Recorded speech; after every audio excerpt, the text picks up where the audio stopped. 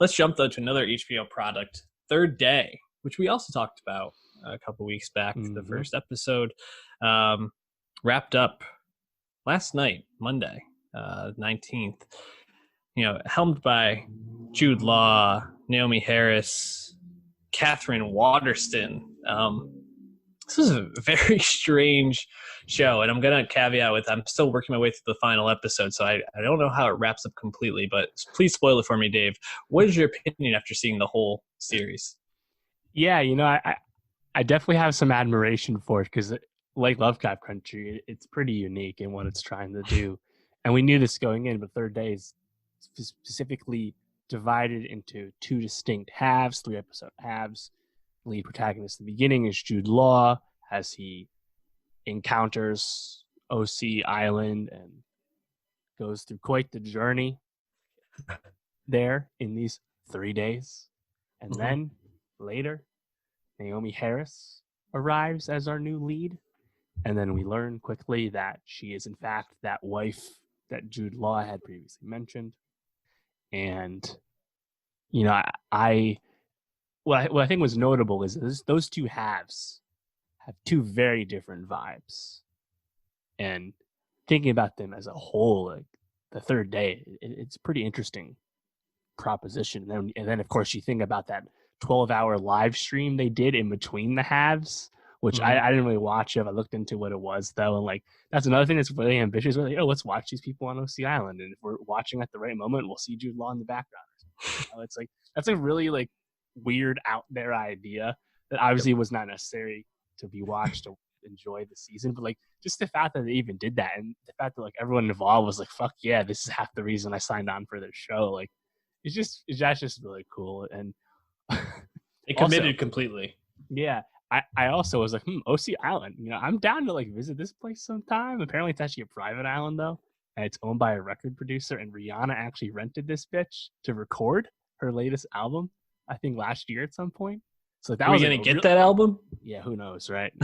more beauty products to come out first, but that was a really weird thing to uncover while watching Third Day.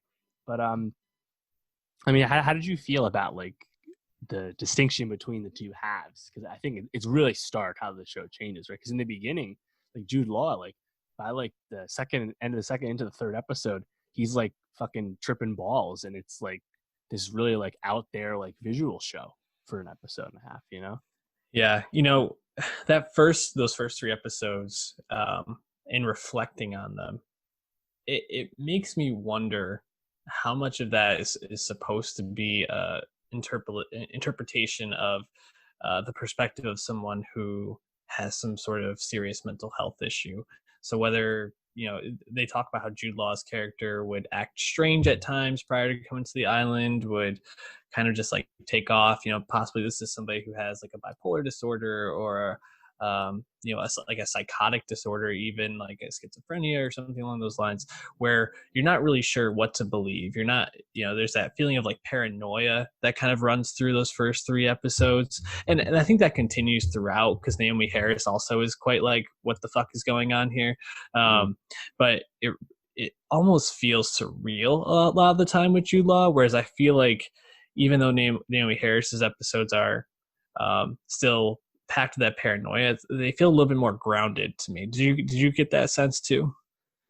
Yeah, definitely. And it was kind of cool. After the passage of time, we see Naomi Harris's character with the kids interact with all these people we already knew or further experience with Jude. And that was also kind of cool to me. Because OC was so full of life and on the surface normal-ish when Jude Law is first getting there, the festival and stuff, and getting fucked up in the bar or whatever, the tavern, right? And then you see Naomi Harris pull up, and it's yeah, this place is actually a dump. Barely anyone lives here. What do you expect? Right. And oh wow, okay. But and then throughout you get peppered with the not supernatural, but almost religious aspects, right? The deep history of the Celtic people that used to live there, and you see these old shrines and altars and stuff, and freaky shit. It's season 1 of True Detective type stuff. Right, that's a good comp. Yeah, but honestly, some of the dark stuff I found quite unsettling.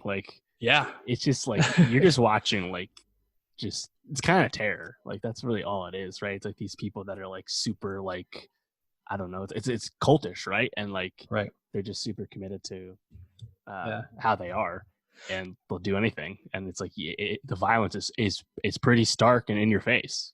Yeah. When Jude Law's tripping, and I forgot to mention this before, he's looking at the guy with the bag on his head who hits him in the head with the crowbar. I Yeah, mean, that was straight out of the Dark Knight or Batman Begins, right? When they have the gas from Scarecrow, like that fell straight out of that, and yeah, just kind of like definitely. all those visuals kind of reminded me of that. Very very unsettling. Um, how did you feel about how it wrapped up that final episode? I haven't watched it yet, but Yeah, was it a satisfying ending to you? you know, I think it was because you actually get like the two halves meeting in terms of Jude Law and Naomi Harris going, and you learn spoilers that that kid was not actually their son, and like it's actually kind of funny. Naomi Harris is obviously losing her fucking shit on Jude Law, but like she's like, our kid disappeared, died when he was 10 years ago. He should be 16. This kid is not fucking 16. You're an idiot, and you're losing your mind again. And like, you kind of realize that, like, because like I think that's what's cool about the show leading up to this, right? It's like you're not actually sure if Jude Law is having one of those episodes breakdowns that you have been told he had in the past, because Right. as an unreliable narrator, we only can really see what we see, and it's not clear. And like again, Yeah. like everyone on OC is obviously a lying, shady fuck, so like you don't really know what's right. But then you have Naomi Harris just being like, "No, this is not how it is," and like your kind of relationship with what's happened thus far, I Reality. think, changes permanently. Um, the kids. I actually didn't mind the kids in this. The I, older one is Tandy Newton's daughter. Funny enough, she looks like her. yeah, she was in the Dumbo movie. I was like, I vaguely recognized her. I had to look that up. Um, I thought she was really good. The I did, older yeah, yeah. daughter, She's definitely talented. Has those genes. the younger daughter, I wasn't that big of a fan of. Although the scene where you know she's like taking care of Watterson in episode 5 after she gave birth, and Mm. then Watterson grabs the knife. Yes. That was a super tense scene. I thought really well done, and Catherine Watterson, I thought was excellent in this. Like she really stood out to me. I mean, I Quite the expected, arc. yeah, I expected Jude Law and Naomi Harris to show out and be great, but Watterson really surprised me. So I'm all in on her. And I also thought um, Emily Watson, who played kind of like the innkeeper's wife, who Yeah. was Mhm. kind of running the show behind the scenes, so to speak. I thought she was really good too. Like kind of keeping things a secret, but like really like pulling all the strings. Very interesting. Yeah, I agree. I want to shout out the makeup department. I think a lot of the stuff early on with Jude, where he's like all bruised and bloody and dirty and stuff. It's like they really showed out. They had a lot of fun Yeah. with that. You can tell.